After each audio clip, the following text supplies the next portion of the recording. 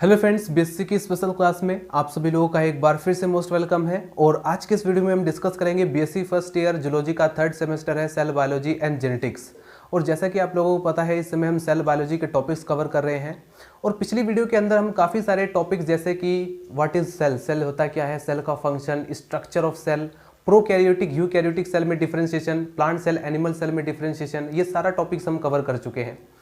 और अभी हमने यहाँ पर जितने भी रिसेंटली जितने भी सेल ऑर्गन्स है, जैसे mitochondria, endoplasmic reticulum, nucleus, lysosome या फिर राइबोसोम, ठीक है, ये जो सेल ऑर्गन्स है इंपॉर्टेंट आपके एग्जामिनेशन पेपर के लिए। लॉन्ग क्वेश्चन में आपसे कौन कौन से सेल ऑर्गन्स पूछे जा सकते हैं। Number first, mitochondria, endoplasmic reticulum, Golgi complex और न्यूक्लियस।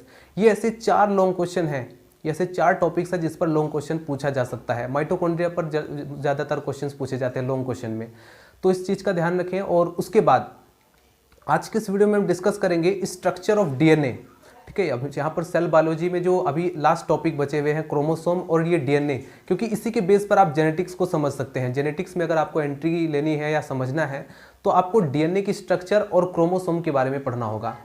तो अभी हमने पिछला वीडियो डिस्कस किया था न्यूक्लियोसोम के बारे में, न्यूक्लियोसोम, डीएनए की पैकेजिंग कैसे होती है, कैसे क्रोमोसोम बनता है, क्रोमोसोम की स्ट्रक्चर फंक्शन, वो भी हम डिस्कस कर चुके हैं।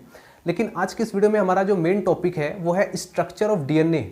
डीएनए की स्ट्रक्चर क्या है। तो आप लोग जानते हैं कि डीएनए आप 9th क्लास से पढ़ते हुए आ रहे हैं, ठीक है। डीएनए का टॉपिक जो है वो 9th क्लास से ही आप पढ़ते हैं, तो आई होप आपका बेसिक ऑलरेडी क्लियर होगा। तो इस वीडियो के अंदर मैं आपको ऐसे ट्रिक्स बताऊंगा जिससे आप इसको अच्छे से याद रख सकें, कहाँ पर आप मिस्टेक करते हैं, कहाँ पर आप भूल जाते हैं, और एमसीक्यूज में कितने तरह के क्वेश्चंस पूछे जा सकते हैं इसकी स्ट्रक्चर या फंक्शन के बेस पर, वो भी मैं आपको बताने वाला हूँ। तो इस वीडियो के अंदर स्ट्रक्चर, जिसके अंदर हम न्यूक्लियोटाइड की स्ट्रक्चर देखेंगे, बिकॉज आप पहले से ही जानते हैं कि जो यहाँ पर डीएनए है वो पॉलीन्यूक्लियोटाइड है, मतलब कि वो एक पॉलीमर है न्यूक्लियोटाइड का। तो इसके अब यहाँ पर जो न्यूक्लियोटाइड है वो हम कह सकते हैं कि ये डीएनए का मोनोमर है। तो इसकी मोनोमर यूनिट को हम देखेंगे, इसमें कैसे बॉन्डिंग होती है, कहाँ कहाँ पर बॉन्ड बनता है और किस किस के बीच में बॉन्ड बनता है, और इसके कंपोनेंट क्या है, और उस कंपोनेंट की स्ट्रक्चर क्या है, वो कितने टाइप्स के हो सकते हैं। अगर हमने यहाँ पर इसका जितना भी बेसिक पॉइंट है वो क्लियर कर लिया तो फिर हमें आगे कोई प्रॉब्लम नहीं होगी। तो उसके बाद हम देखेंगे टाइप्स ऑफ डीएनए। डीएनए कितने टाइप्स के होते हैं, जैसे आपने पढ़ा होगा डीएनए 5 टाइप्स के होते हैं, ए DNA, B DNA, C DNA, D DNA और जेड डीएनए। इनमें बेसिक डिफरेंशिएशन यहाँ पर एमसीक्यूज में या कॉम्पिटिटिव एग्जामिनेशन पेपर में इन 5 डीएनए में जो डिफरेंशिएशन होता है उसके बेस पर एमसीक्यूज बनाए जाते हैं, तो हम उसको भी डिस्कस करेंगे, ठीक है। उसके बाद इसमें वाटसन और क्रिक का दिया हुआ मॉडल भी डिस्कस करेंगे, जिसमें स्ट्रक्चर, उसका फंक्शन। लास्ट में होगा हमारा मेन टॉपिक डीएनए का फंक्शन, जो कि बहुत ही ज़्यादा इंपॉर्टेंट टॉपिक है। आपको पता है हमारी बॉडी के अंदर इतनी सारी जो सेल्स हैं, सभी सेल्स के अंदर डीएनए पाया जाता है। और हमारी जो बॉडी में जो उतने भी अलग अलग सेल्स हैं, अलग अलग टिश्यूज़ हैं, अलग अलग ऑर्गन्स हैं, ये अलग अलग वर्क करते हैं, क्योंकि इनके जो अंदर जो सेल के अंदर जो डीएनए प्रेजेंट है वो उस काम के लिए एक्टिवेटेड है। उसके अंदर जो जीन्स है या स्पेसिफिक पार्ट है जो डीएनए का, उस काम के लिए एक्टिवेटेड है। तो ये सारे जो बेसिक इन्फॉर्मेशन है उसको भी हम डिस्कस करेंगे। तो चलिए दोस्तों स्टार्ट करते हैं।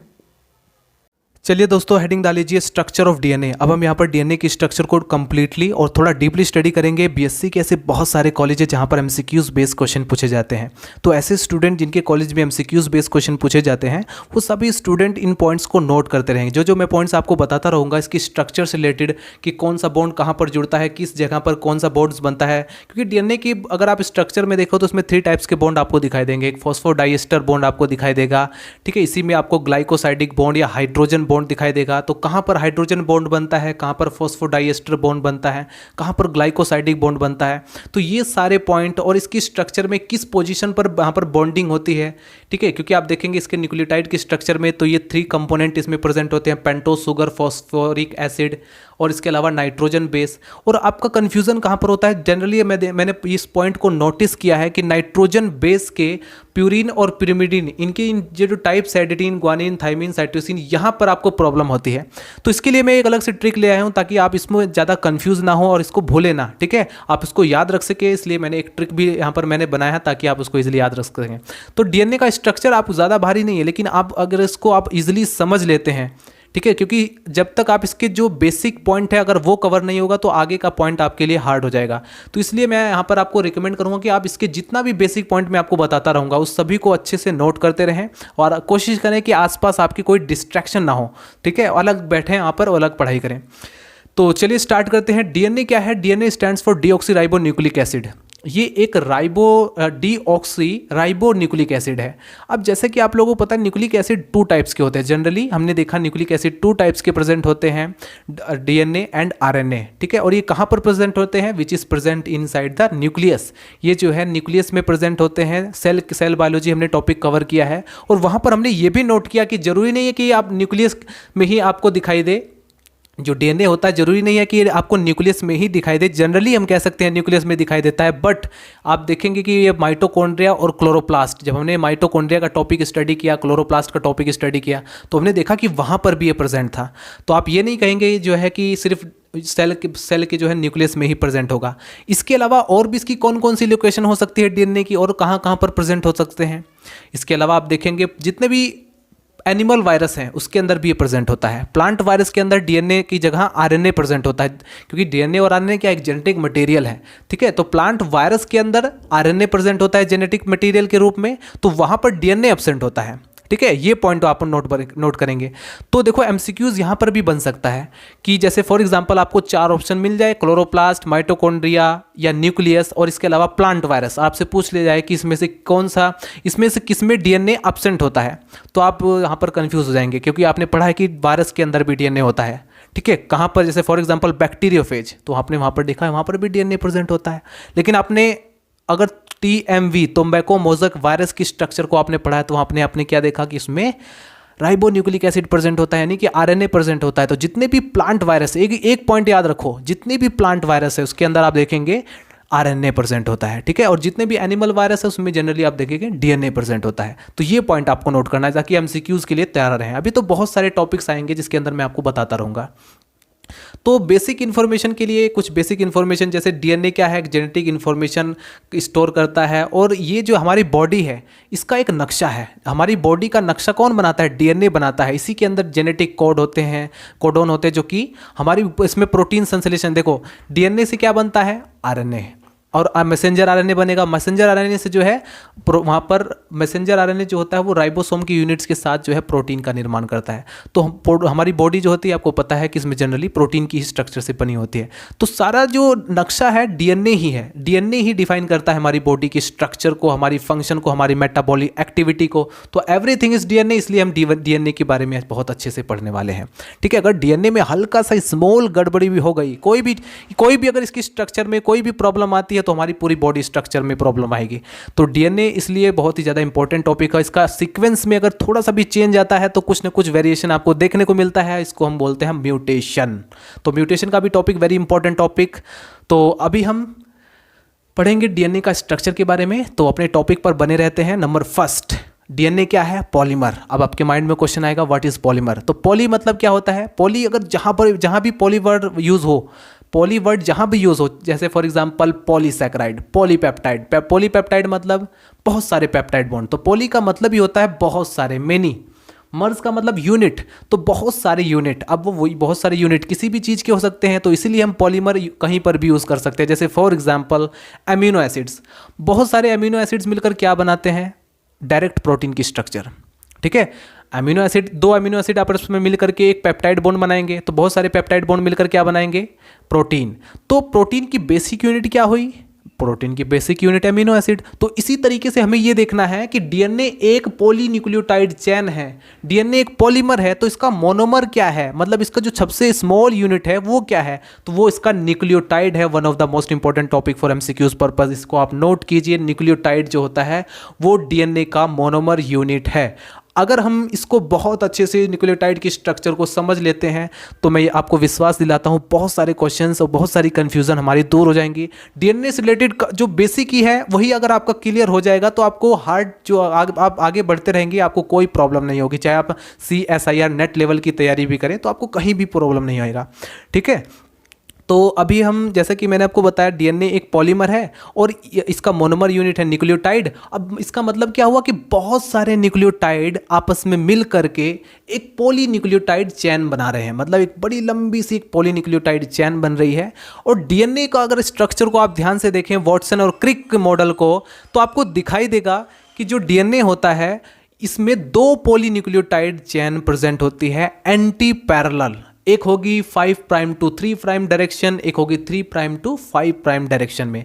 तो वो जो डीएनए का वाटसन क्रिक का जो मॉडल है उससे रिलेटेड भी कई सारे क्वेश्चंस पूछे जाते हैं, लेंथ से रिलेटेड, बेस पेयर से रिलेटेड, तो ये सारे टॉपिक्स भी हम कवर करेंगे, ठीक है। तो अभी मेरा फिर से वही कहना है कि मैं अभी बेसिक इन्फॉर्मेशन ही अभी हम कवर कर रहे हैं।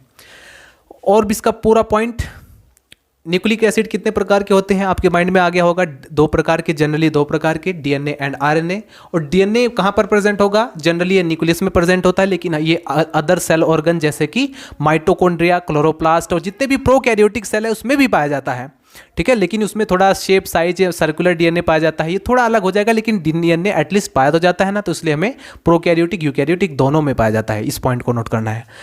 आरएनए कहाँ पर जनरली मिलेगा आपको, साइटोप्लाज्म के अंदर, ठीक है। जनरली आप आरएनए को देखेंगे साइटोप्लाज्म के अंदर ही ये पाया जाता है। प्लांट वायरस, इस पॉइंट को नोट करें, जितने भी प्लांट वायरस हैं उसके अंदर जो है डीएनए एब्सेंट होता है, ठीक है। तीसरा पॉइंट है, डीएनए जो होता है कुछ प्रोटीन, जैसे फॉर एग्जांपल हिस्टोन एक बेसिक प्रोटीन है, उसके साथ मिलकर के क्रोमेटिन स्ट्रक्चर बनाता है, और बहुत क्रोमेटिन स्ट्रक्चर जो है वो कंडेंस हो करके क्रोमोसोम बनाती हैं। और ये टॉपिक मेरा पिछला वीडियो ऑलरेडी मैं डिस्कस कर चुका हूँ कि क्रोमेटिन क्या है, क्रोमेटिन डीएनए की पैकेजिंग के बारे में मैंने काफ़ी सारा आइडिया आपको पिछले वीडियो के अंदर दे दिया है। अगर वो वीडियो आपने देखा है तो मोस्ट वेलकम, आप डीएनए को बहुत अच्छे से समझेंगे, ठीक है, क्योंकि वो बहुत ही ज़्यादा इंपॉर्टेंट टॉपिक है, ठीक है। एग्जाम पेपर में रिलेटेड, एमसीक्यूज में रिलेटेड, नीट से रिलेटेड उस पर कई सारे क्वेश्चन पूछे जाते हैं, जो कि मैंने पिछला टॉपिक कवर किया न्यूक्लियो, उसमें मैंने आपको बताया डीएनए की पैकेजिंग कैसे होती है, कैसे डीएनए से क्रोमोसोम बनता है, ठीक है। तो यही पॉइंट यहाँ से निकल कर आया, डीएनए जो होता है वो हिस्टोन प्रोटीन के साथ मिलकर के क्रोमेटिन बनाता है, और जैसे ही सेल डिवाइड होने वाली होती है तो आपको जो क्रोमेटिन है वो कंडेंस होकर के मेटाफेज में आप देखेंगे क्रोमोसोम की एक क्लियर स्ट्रक्चर दिखाई देती है। तो जो क्रोमोसोम है, काफ़ी सारे डीएनए के यूनिट्स, काफ़ी सारे जो क्रोमेटिन है वो आपस में मिल करके कंडेंस होकर के क्रोमोसोम की स्ट्रक्चर बनाती हैं। आगे एक और पॉइंट है इसकी डिस्कवरी से रिलेटेड, एमसीक्यूज बेस पर जो क्वेश्चन पूछे जाते हैं उनके लिए मैं आपको बताना चाहूँगा। न्यूक्लिक एसिड को सबसे पहले आइसोलेट किया था फ्रेडरिक मिस्चर ने, और 1869 में, और कहाँ से, पस सेल से, जो मवाद सेल्स होती हैं, मवाद कोशिकाएं जो होती हैं उनके अंदर से आइसोलेट किया था, बट उसका नेम गिवन किया न्यूक्लिन। लेकिन इसको न्यूक्लिक एसिड नेम किसने गिवन किया था, वो किया था अल्टमान ने, तो ठीक है, अल्टमान ने जो है इसको न्यूक्लिक एसिड नेम गिवन किया। तो ये था थोड़ा इसकी डिस्कवरी से रिलेटेड कुछ क्वेश्चंस। अब मैं आपको, हमें मेन पर्पस क्या है, हमारा मेन स्टडी हमें किस चीज़ के बारे में करना है, इसकी मोनोमर यूनिट न्यूक्लियोटाइड के बारे में। अगर आप न्यूक्लियोटाइड का पार्सली हाइड्रोलिसिस करते हैं या इसके यूनिट को ब्रेक करते हैं, न्यूक्लियोटाइड क्या है, अपने आप में एक कंपोजिशन है, ठीक है। किस चीज़ का कंपोजिशन है, एक तो फॉस्फेट शुगर, ठीक है, या नहीं sorry, pentose sugar, phosphoric acid and nitrogen base, ये 3 कंपोनेंट पाए जाते हैं न्यूक्लियोटाइड। न्यूक्लियोटाइड हम कह सकते हैं कि इन 3 कंपोनेंट का मिलकर बना होता है। अब ये जो 3 कंपोनेंट हैं इसको भी बहुत ही डिटेल में अगर थोड़ा जाएं कि इसमें क्या क्या प्रेजेंट होता है, कैसे कैसे प्रेजेंट होता है, तो हमें और भी अच्छे से समझ में आएगा। Number first, pentose sugar. Nucleotide के अंदर 3 कंपोनेंट हैं, pentose sugar, phosphoric acid, nitrogen base. अब ये जो पेंटोज शुगर है, मतलब पेंटोज का मतलब क्या होता है, कार्बोहाइड्रेट्स का टॉपिक मैं बीएससी में ऑलरेडी, बीएससी 3rd ईयर के स्टूडेंट को ऑर्गेनिक केमिस्ट्री में ऑलरेडी मैं पढ़ा चुका हूँ। वहाँ पर मैंने साइक्लिक स्ट्रक्चर ऑफ ग्लूकोज, वो सारे टॉपिक कवर किए हुए हैं, अगर आप चाहें तो देख सकते हैं। प्रोटीन का भी स्ट्रक्चर कवर किया हुआ है, अमीनो एसिड से रिलेटेड जितने भी बायोमोलिक्यूल्स हैं वो सब कवर किया हुआ है केमिस्ट्री जूम चैनल पर, अगर आप चाहें तो देख सकते हैं। फिलहाल अभी यहाँ पर बने रहते हैं। पेंटोज शुगर जो होता है ये 2 टाइप का होता है, आप सबसे पहले इसको नोट कीजिए। जेनेटिक, जो हमारा जेनेटिक मटेरियल डीएनए और आरएनए होता है, इसमें जो आपको पेंटोज शुगर दिखाई देगा वो 2 टाइप का, एक होता है राइबोस शुगर, एक होता है डीऑक्सी राइबोस शुगर। तो डीएनए में जो शुगर प्रेजेंट होता है वो होता है डीऑक्सी राइबोस शुगर। अब इसको डीऑक्सी क्यों बोला जाता है वो भी मैं अभी आपको बताने वाला हूँ, ठीक है। दूसरा है फॉस्फोरिक एसिड। फॉस्फोरिक एसिड दोनों में, डीएनए आरएनए दोनों में प्रेजेंट होगा H3PO4 के फॉर्म में। अब यहाँ पर आते हैं number 3, nitrogen base. Nitrogen base RNA में भी प्रेजेंट है, डीएनए में भी प्रेजेंट है, बट थोड़ा डिफरेंशिएशन कहाँ पर आता है वो मैं आपको बताता हूँ। नाइट्रोजन बेस जो होते हैं वो जनरली 2 कैटेगरी में डिवाइड है, एक होता है प्यूरिन बेस, एक होता है पिरिमिडिन बेस, ठीक है। प्यूरिन बेस, दूसरा होता है पिरिमिडिन बेस। प्यूरिन बेस में आप देखेंगे कि ये जो प्यूरिन बेस होते हैं ये 2 टाइप्स के हैं, एक एडेनिन, एक ग्वानिन, क्या है, एक एडेनिन एक ग्वानिन। एडेनिन ग्वानिन की अगर आप स्ट्रक्चर को देखें तो आपको पता चलेगा कि ये जो है एरोमेटिक हेट्रोसाइक्लिक कंपाउंड है, और एक तो इसमें 6 मेंबर्ड रिंग है और एक इसमें 5 मेंबर्ड रिंग है, आपस में अटैच है। यहाँ पर आप देख सकते हैं ये जो हेट्रोसाइक्लिक एरोमेटिक साइक्लिक जो कंपाउंड है, ये मैं BSc third year organic chemistry में काफ़ी अच्छे से हमने इसको डिटेल किया हुआ है। जितने भी 5 मेंबर्ड रिंग 6 मेंबर्ड रिंग, इनको पूरे को हमने डिस्कस किया हुआ है, तो अगर चाहें तो इनके बारे में डिटेल ले सकते हैं। ठीक है, तो ये जो प्यूरिन बेस है ये 2 टाइप्स के होंगे, एक एडेनिन एक ग्वानिन। अब मैं आपको बताता हूं कि आप गलती कहां करते हैं, कहां पर आप भूलते हैं। और जो पिरिमिडिन बेस है वो भी 2 टाइप का होता है, एक थाइमिन और एक साइटोसिन।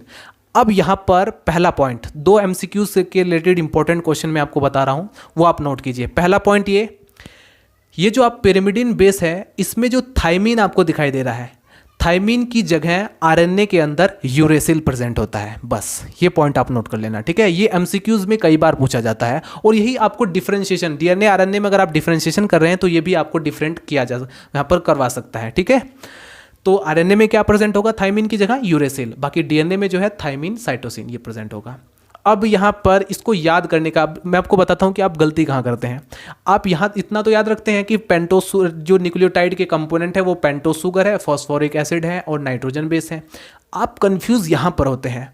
ये जो प्यूरिन और पिरिमिडिन ये भी आपको याद होता है, लेकिन आप यहाँ पर कंफ्यूज होते हैं कि ये जो सपोज करो जैसे ये ग्वानिन है, तो आप ये कंफ्यूज हो जाते हैं कि ग्वानिन प्यूरिन के अंदर आएगा या पिरिमिडिन के अंदर आएगा। इसी तरीके से जो साइटोसिन है या थाइमिन है, आप कंफ्यूज हो जाते हैं कि ये प्यूरिन के अंदर आएगा या पिरिमिडिन के अंदर आएगा। तो इसके लिए अगर आप इन तीनों को याद कर लें तो आप बचा हुआ आपको याद भी करने की ज़रूरत नहीं है, कोई प्रॉब्लम नहीं होगी। तो मैंने 2 ट्रिक्स बनाई हैं, अगर आपको नोट करना चाहें तो नोट कर सकते हैं। अगर आपकी पहले से कोई ट्रिक है तो बहुत अच्छा, इससे अच्छी कोई बात ही नहीं हो सकती।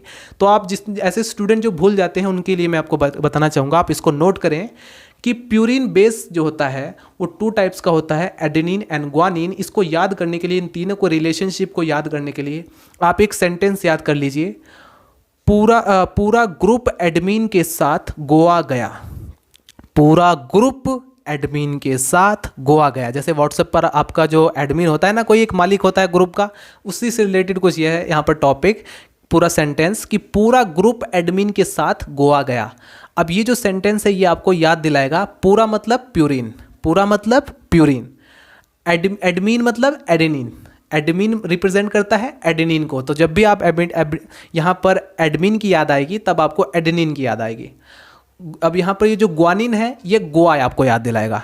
तो ये जो सेंटेंस है आपको इजीली रिलेट करने में, अभी आपको थोड़ा ऑकवर्ड फील हो रहा है ये क्या बता रहे हैं सर, लेकिन पक्का कंफर्म मैं आपको बताता हूँ ये सेंटेंस आपको बहुत हेल्प करेगा एक टाइम पर आकर के। अगर आप एमसीक्यूज में कहीं जगह पर भूल जाते हैं तो डेफिनेटली ये आपको हेल्प जरूर करेगा, इसलिए इसको मेरी बात मानिए, इसको याद कर लीजिए। ठीक है, तो पूरा ग्रुप एडमिन के साथ गोवा गया, प्यूरिन और एडमिन रिलेट करता है एडेनिन से और गोवा रिलेट करता है ग्वानिन से।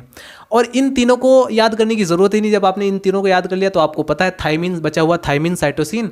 क्योंकि मेन रीज़न ये है कि आपको ये सारे याद हैं, एडेनिन भी याद है, ग्वानिन भी याद है, थाइमिन भी याद है, साइटोसिन भी याद है, लेकिन आप सीक्वेंस भूल चुके हो। आपको यही नहीं पता कि जो ग्वानिन है वो पिरिमिडिन में आएगा या प्यूरिन में आएगा। मैंने यही देखा, यही मिस्टेक करते हैं मोस्टली स्टूडेंट, इसलिए मैं आपको बता रहा हूँ।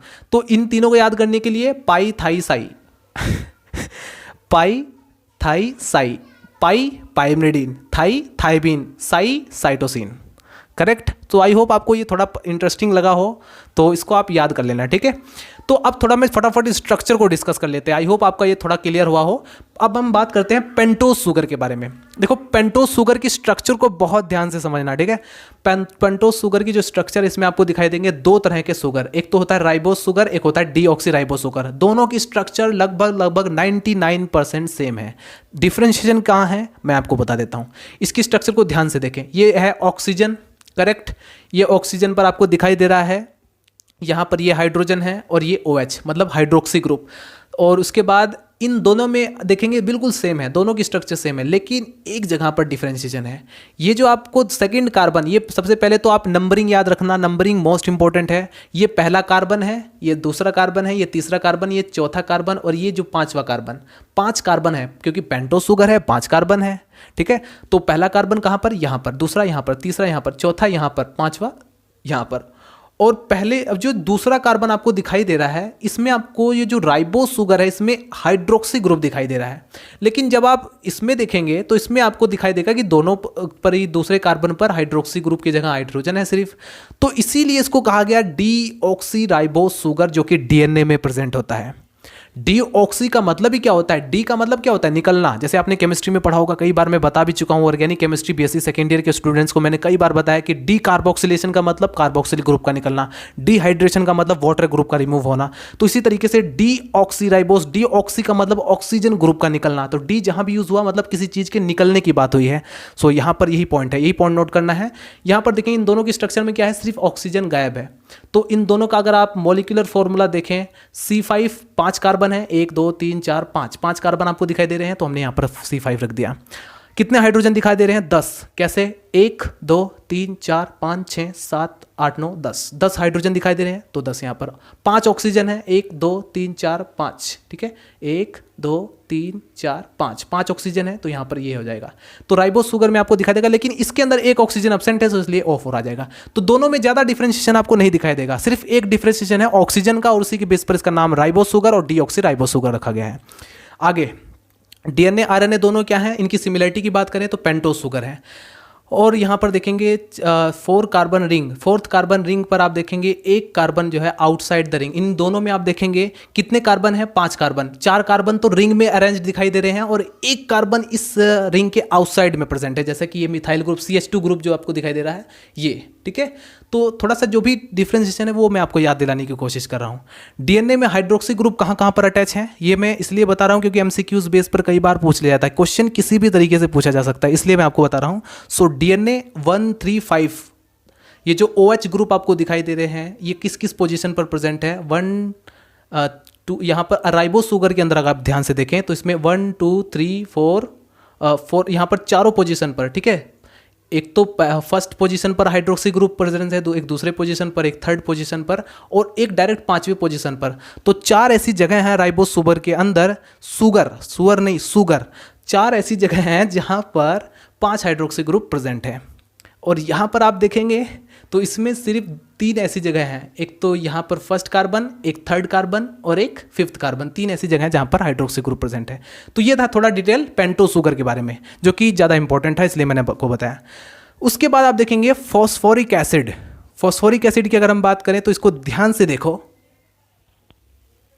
फॉस्फोरिक एसिड का फॉर्मूला अगर आप ध्यान से देखें तो इसका फॉर्मूला है H3PO4। तो ये जो है एसिडिक नेचर शो करता है।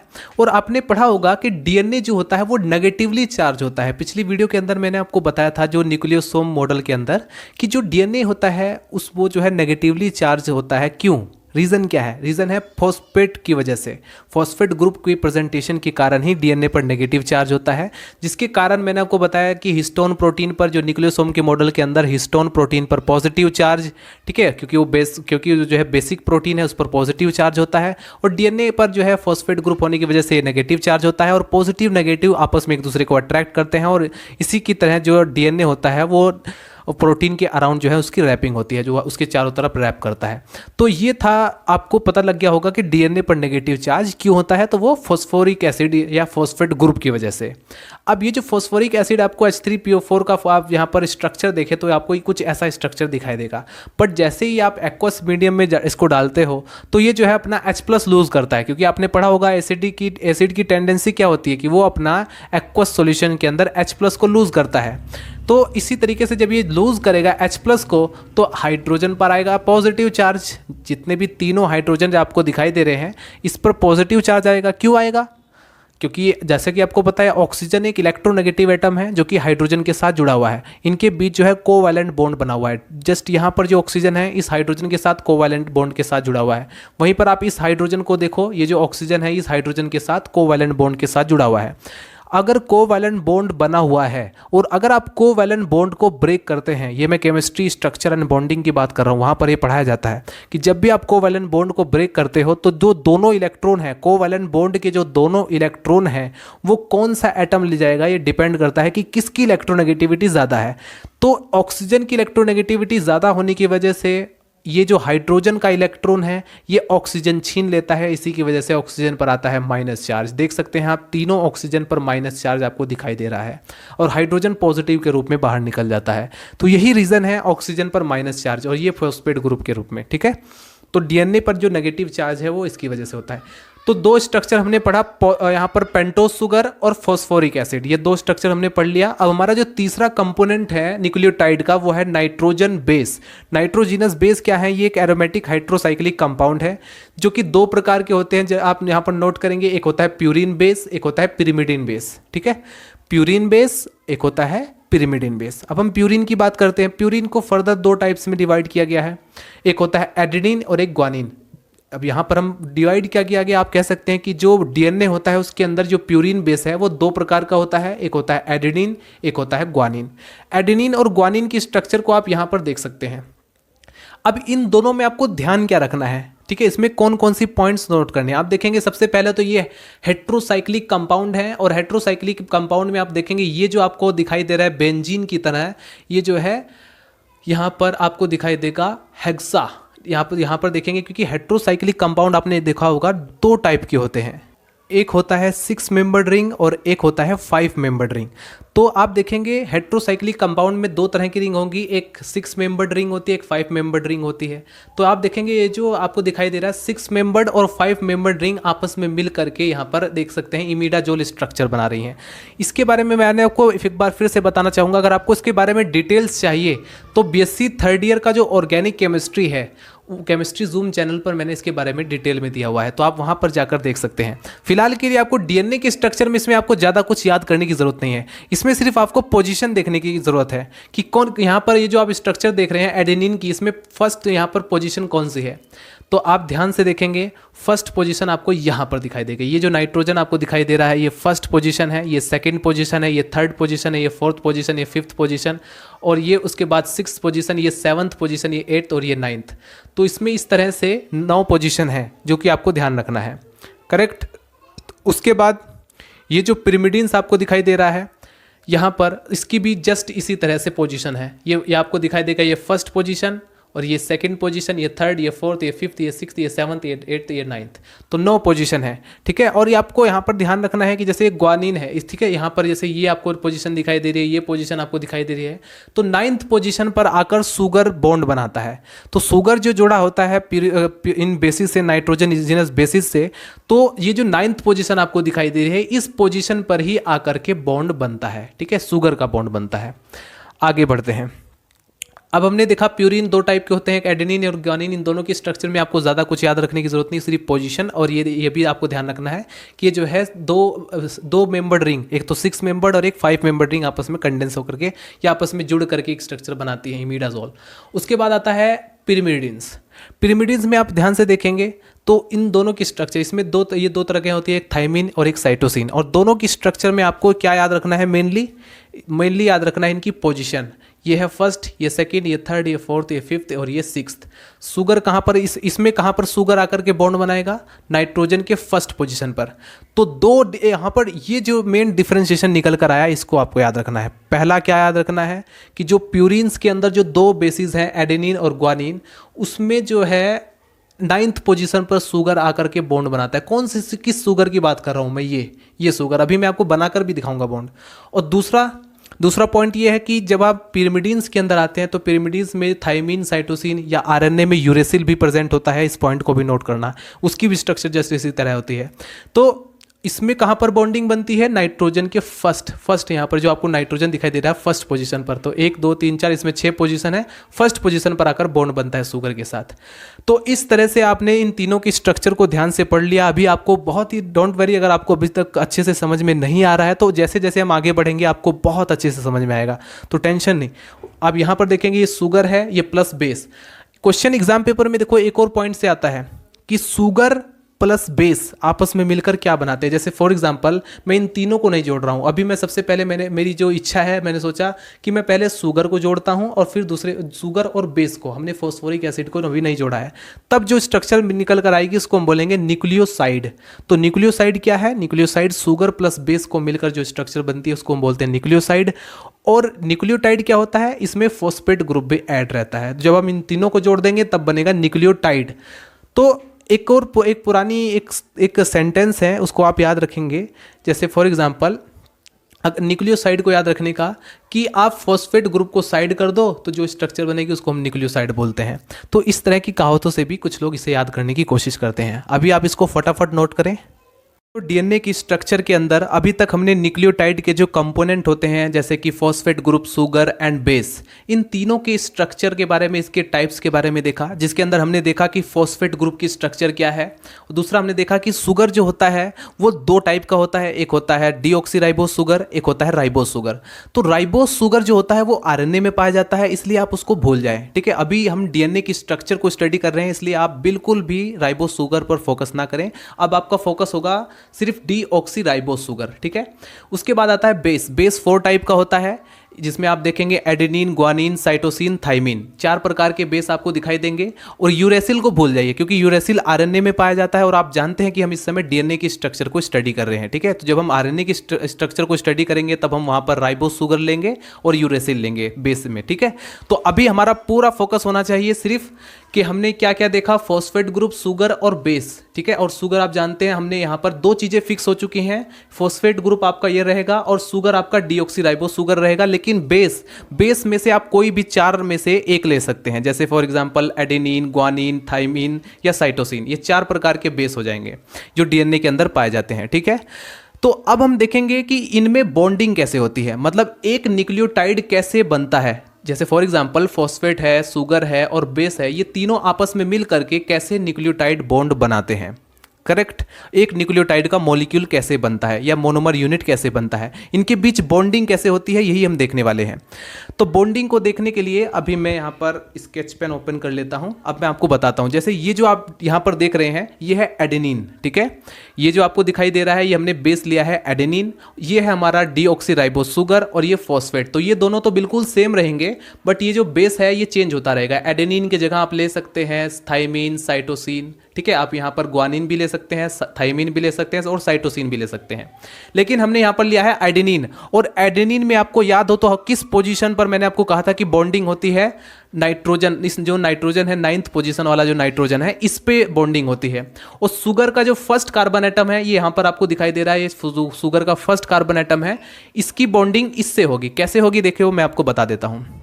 जैसा कि आप लोगों को पता है यहाँ पर ये नाइट्रोजन के पर हाइड्रोजन प्रेजेंट है और इस कार्बन पर ये OH ग्रुप प्रेजेंट है। तो ये दोनों हाइड्रोजन, ये हाइड्रोजन और ये OH आपस में कर लेंगे रिएक्ट और वाटर का एक मॉलिक्यूल बाहर निकल जाएगा। ठीक है, जैसे ही ये OH और ये H आपस में जुड़ जाएंगे, वाटर का एक मॉलिक्यूल H2O बाहर निकल जाएगा और इनके बीच डायरेक्ट बॉन्ड बन जाएगा। ये नाइट्रोजन और इस कार्बन के बीच डायरेक्ट बॉन्ड बन जाएगा। करेक्ट। अब देखिए दूसरा पॉइंट, ये तो हमने देखिए। अगर जैसे ही आपको एक बात और बतानी है यहीं की यहीं कि जैसे शुगर है और बेस है, ये दोनों आपस में अगर बॉन्ड बना लेते हैं, जब ये दोनों आपस में जुड़ जाते हैं तब बनता है न्यूक्लियोसाइड। अब इस स्ट्रक्चर को हम बोलेंगे न्यूक्लियोसाइड। और इस न्यूक्लियोसाइड का नाम क्या होगा? तो अकॉर्डिंग टू बेस का नोमेनक्लेचर के बेस पर ही हम इसका नाम रखेंगे, क्योंकि डीऑक्सीराइबोस शुगर तो वही रहेगा, तो इसका नाम होगा डीऑक्सी एडिनोसिन। क्योंकि एडिनोसिन यहाँ पर जो बेस है वो एडेनिन है, तो हम इसका नाम क्या रखेंगे? Deoxy adenosine. ये है न्यूक्लियोसाइड का नाम। अब न्यूक्लियोसाइड में अगर फॉस्फेट ग्रुप जैसे ही आप जोड़ देते हैं तब वो न्यूक्लियोटाइड में चेंज हो जाता है, ये भी आपको बात पता है। तो न्यूक्लियोटाइड जब कैसे जुड़ेगा, अब न्यूक्लियोटाइड के बीच बॉन्ड कैसे बनेगा वो भी मैं आपको बता देता हूँ। तो न्यूक्लियोटाइड में बॉन्ड देखो कैसे बनता है। ये देखो, जैसे ये जो OH ग्रुप आपको दिखाई दे रहा है, ये जो पेंटोज शुगर है इसका 5वां कार्बन एटम से आपको पता है हाइड्रोक्सी ग्रुप जुड़ा हुआ है।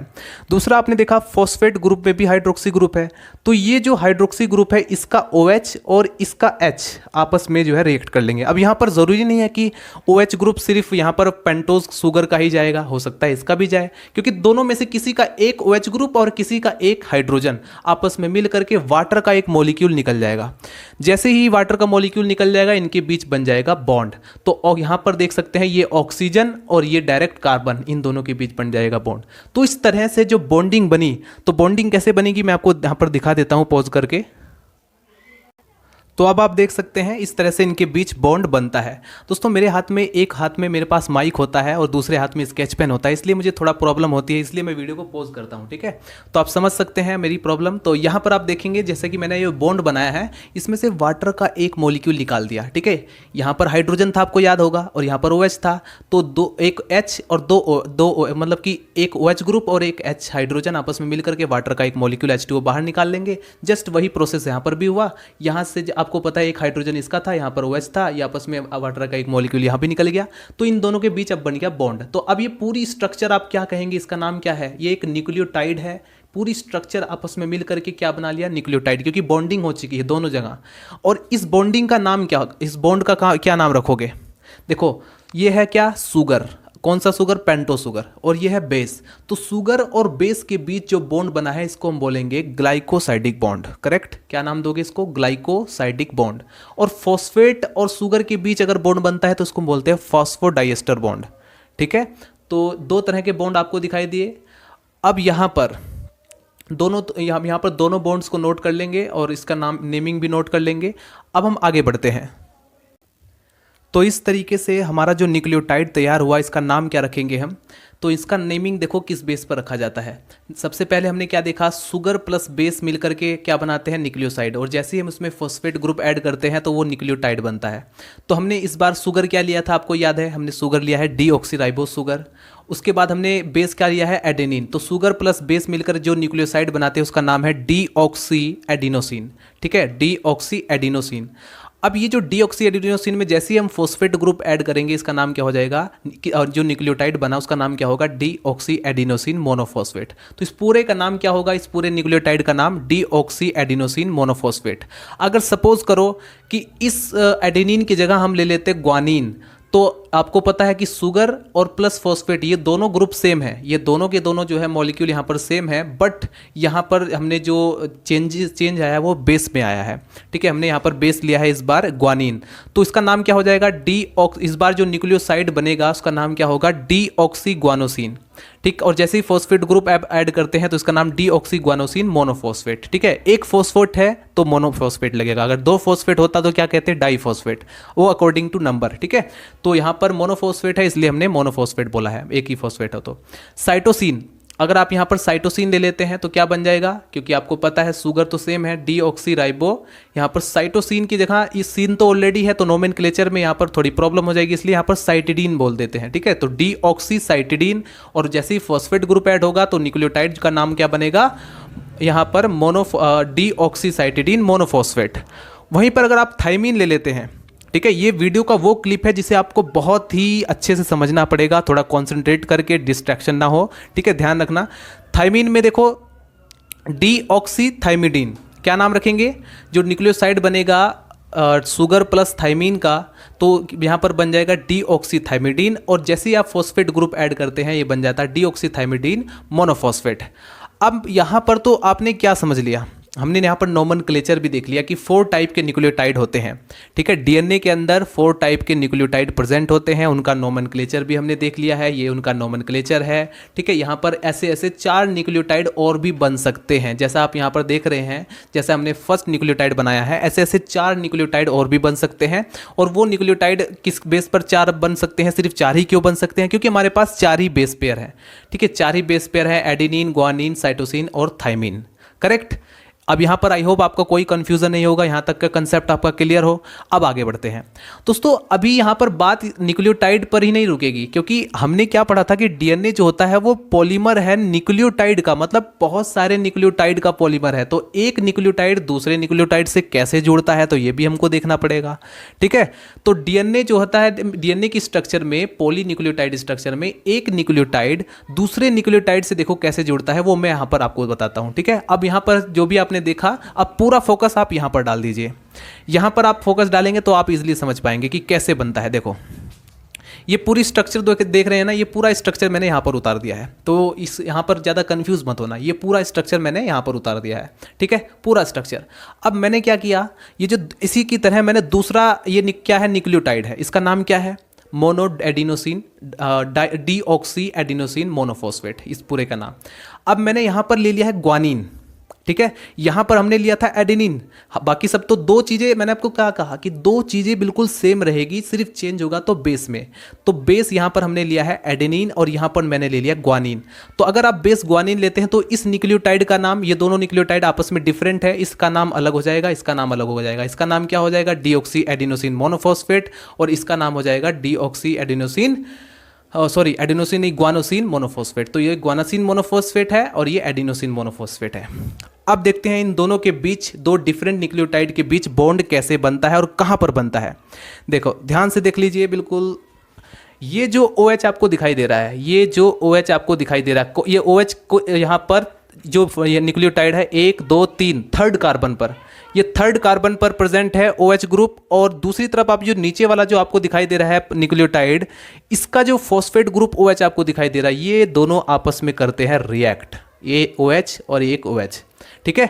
तो यहाँ पर चाहे तो आप इसका OH निकाल दीजिए, चाहे आप इसका OH निकाल दीजिए, ठीक है। एक OH और एक का H जाएगा और वाटर का एक मॉलिक्यूल निकल जाएगा और इनके बीच बॉन्ड बन जाएगा, ठीक है। तो इस बॉन्ड का नाम होगा फॉस्फोडाइएस्टर बॉन्ड, और मैं इसको जो है डायरेक्टली बॉन्ड बना देता हूँ। कैसे, ये हमने यहाँ पर एक ऑक्सीजन आ जाएगा, ये ऑक्सीजन, क्योंकि ऑक्सीजन तो रह जाएगा, क्योंकि यहाँ पर कितने थे, यहाँ पर भी OH था, यहाँ पर भी OH था। हमें कितने निकालना है, सिर्फ H2O निकालना है, मतलब 2 हाइड्रोजन और 1 ऑक्सीजन निकालना है। जबकि यहाँ पर हमने देखा था कि 2 ऑक्सीजन थे, 2 हाइड्रोजन थे, तो 1 ऑक्सीजन बच जाएगा वाटर का एक मॉलिक्यूल निकलने के बाद। तो इस तरीके से बॉन्ड बन गया। तो आपने देखा कि दो न्यूक्लियोटाइड के बीच जो बॉन्ड बन रहा है वो एक तो फॉस्फेट ग्रुप के थ्रू बन रहा है, और दूसरा जो हमारे पास दूसरा जो न्यूक्लियोटाइड है उसके थर्ड कार्बन से आकर के जुड़ रहा है। तो इस तरीके से अब आप और भी जोड़ सकते हैं। आप इसी तरीके से क्या करेंगे, और भी न्यूक्लियोटाइड के बॉन्ड आपस में जोड़ सकते हैं। जैसे ये हमारे पास है, देखो यहाँ पर ये जो स्ट्रक्चर आप देख रहे हैं ना, बिल्कुल सेम यही है। ये देख सकते हैं, यहाँ पर हमने एडिनोसिन लिया है, यहाँ पर हमने साइटोसिन, यहाँ पर हमने ग्वानोसिन, यहाँ पर हमने थाइमिन, ठीक है। Adenosine, cytosine, guanosine and thymine. तो ये 4 हमारे पास बेस पेयर हैं। ये पूरा फॉस्फेट ग्रुप और जो हमारे पास पेंटोस शुगर है वो सेम रहेगा। और बॉन्ड इनके बीच कैसे बना, दो न्यूक्लियोटाइड के बीच, वो आप ऑलरेडी जानते हैं, फॉस्फेट ग्रुप और third carbon, phosphate group, third carbon, phosphate group, third carbon. तो ऐसे बन जाता है। ये क्या बन गया, ये बन चुका है हमारे पास पॉलीन्यूक्लियोटाइड चेन। क्या बन गया, एक से ज़्यादा हैं, मतलब बहुत सारे न्यूक्लियोटाइड आपस में मिल करके एक पॉलीन्यूक्लियोटाइड चेन बना लेते हैं। तो अब हम कहाँ पर पहुँच गए, पॉलीन्यूक्लियोटाइड हमने बना चुके हैं। लेकिन अभी आपको ऑलरेडी पता है कि डीएनए जो होता है वो 2 पॉलीन्यूक्लियोटाइड चेन का मिलकर बना होता है, ठीक है। आई होप आपको थोड़ा समझ में ज़रूर आया हो। नहीं समझ में आया तो थोड़ा बैक कर लो, दोबारा से देखो, दोबारा से समझ में आ जाएगा, ठीक है। तो टेंशन नहीं लेना। अब इसको वीडियो को थोड़ा सा पीछे या फिर पॉज करके पहले ध्यान से सोच लो, लिख लो, तभी समझ में आ जाएगा, ठीक है। तो ज़्यादा टेंशन नहीं। तो आगे बढ़ते हैं। ये जो स्ट्रक्चर आप देख रहे हैं, ये हमने पूरा का पूरा समझ लीजिए, हमने यहाँ से यहाँ उतार दिया, ठीक है। ये जो आप देख रहे हैं एडेनिन, साइटोसिन, ग्वानिन, थाइमिन, हमने यहाँ पर जो है ये रख दिया है, मतलब बेस पेयर है। और ये हमारे पास फॉस्फेट ग्रुप और ये जो हमारे पास शुगर है बिल्कुल सेम रहेगा। अब यहाँ पर ये जो आप देख रहे हैं 5 और 3, इसका मतलब क्या है, ये बता रहा है कि ये 5 प्राइम टू 3 प्राइम डायरेक्शन, ये दोनों जो एंटी पैरेलल होते हैं। नंबर फर्स्ट यहाँ पर आपने पढ़ा होगा, ये मैं BDNA की स्ट्रक्चर के बारे में बात कर रहा हूँ, जो वाटसन और क्रिक ने दिया था मॉडल, उसके अकॉर्डिंग उन्होंने कहा था कि ये एंटी पैरेलल प्रेजेंट होते हैं। मतलब एक चेन जो होती है पॉलीन्यूक्लियोटाइड की, एक दूसरे के अपोजिट होती है, ठीक है। ये जो एक जाती है 5 प्राइम टू 3 प्राइम डायरेक्शन में, एक जाती है 3 प्राइम टू 5 प्राइम डायरेक्शन में। तो ये दोनों एंटी पैरेलल होती है। अब मैं आपको बताता हूँ, जैसे ये जो आपने भरा हुआ है यहाँ पर, हमें 2 चेन बनानी है, 2 पॉलीन्यूक्लियोटाइड चेन बनानी है। ये तो हम ऑलरेडी बना चुके हैं और इसको हम सीख भी चुके हैं। इसको आपको जस्ट उल्टा बनाना है, क्योंकि मैंने आपको क्या कहा कि अपोजिट होता है। तो उल्टा बनाने के लिए आप इस तरीके से बना सकते हैं जैसे ये मैंने बनाया है, ठीक है। ये उल्टा मैंने बना दिया है। लेकिन अब इनके बीच स्पेयर का जो सीक्वेंस है, जैसे कि ये एडेनिन है, ये साइटोसिन है, ये ग्वानिन है, ये थाइमिन है, ज़रूरी नहीं कि आप इसी सीक्वेंस में भरें। यहाँ पर ये जेनेटिक कोड के अकॉर्डिंग भरा जाता है, ठीक है। जैसे यहाँ पर एडेनिन है तो यहाँ पर साइटोसिन भी हो सकता है, यहाँ पर साइटोसिन है, यहाँ पर ग्वानिन भी हो सकता है। तो ज़रूरी नहीं है, ये जो है जेनेटिक कोड के अकॉर्डिंग अलग अलग जीवों में अलग अलग तरीके से होता है, ठीक है। तो इसीलिए डीएनए सबका अलग अलग होता है। तो यहाँ पर आपको दो बातें सीखने को मिली। डीएनए के अंदर दो पॉलीन्यूक्लियोटाइड चेन होती हैं, ठीक है। ये फर्स्ट पॉलीन्यूक्लियोटाइड जो एक पॉलीन्यूक्लियोटाइड चेन जो होती है वो 5 प्राइम टू 3 प्राइम डायरेक्शन में होती है, और एक जो होती है वो 3 प्राइम टू 5 प्राइम डायरेक्शन, मतलब दोनों एक दूसरे के एंटी पैरेलल होती हैं, ठीक है, एक दूसरे के अपोजिट होती हैं। अच्छा, यहाँ पर मैं आपको पहले 5 प्राइम टू 3 प्राइम डायरेक्शन का जो टॉपिक इसको मैं क्लियर कर देता हूँ।